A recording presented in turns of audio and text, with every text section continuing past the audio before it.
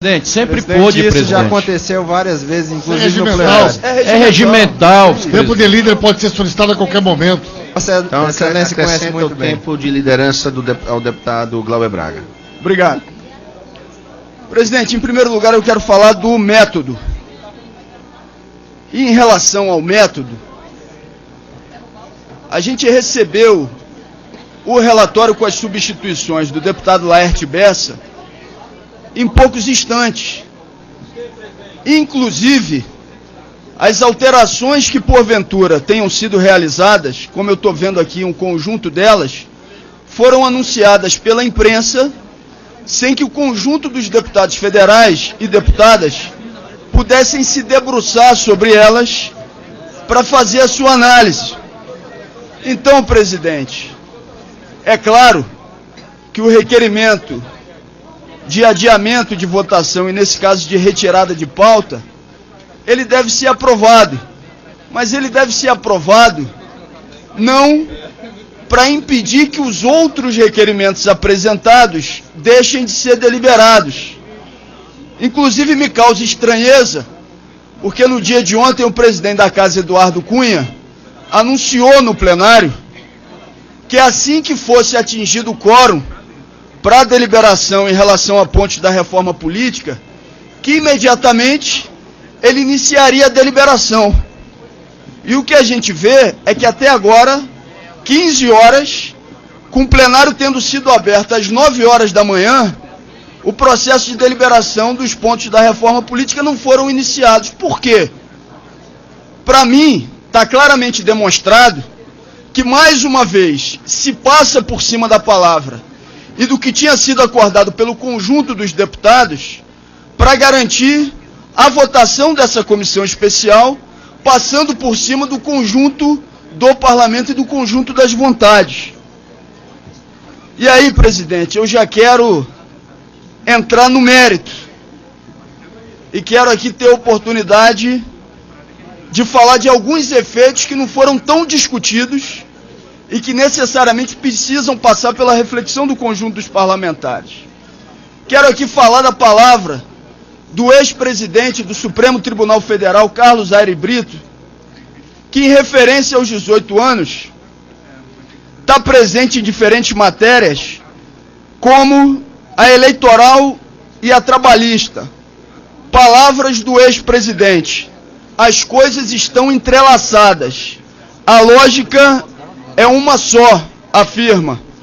Ele alerta que a redução abre precedente para questionar, por exemplo, o limite de idade para dirigir. Para o mesmo ex-presidente, a redução viola uma cláusula pétrea da Constituição, dispositivo, inclusive, que não pode ser alterado.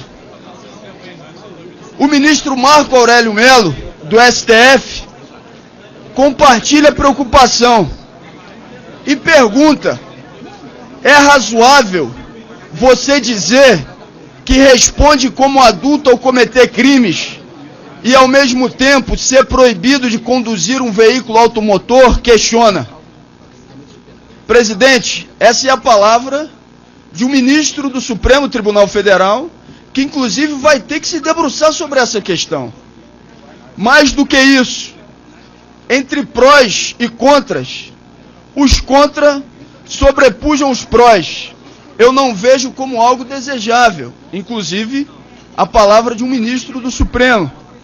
Mais do que isso, no âmbito trabalhista, entre 16 e 18 anos, há restrições, como não trabalhar em ambiente penoso, insalubre, perigoso, que prejudique a formação moral e psicológica, desenvolvimento físico, além de trabalho noturno.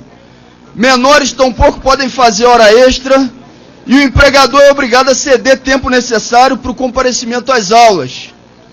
Olha o tipo de alteração que a gente vai estar gerando com a aprovação dessa proposta, com as modificações que se estabelecem em cascata. Vamos mais.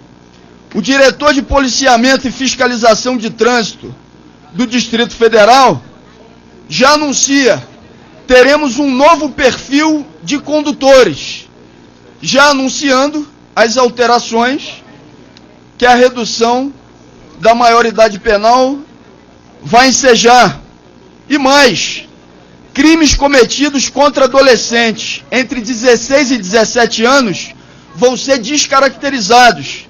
Entram nessa categoria exploração sexual, pornografia infantil, sequestro e tráfico internacional de pessoas, entre outras questões.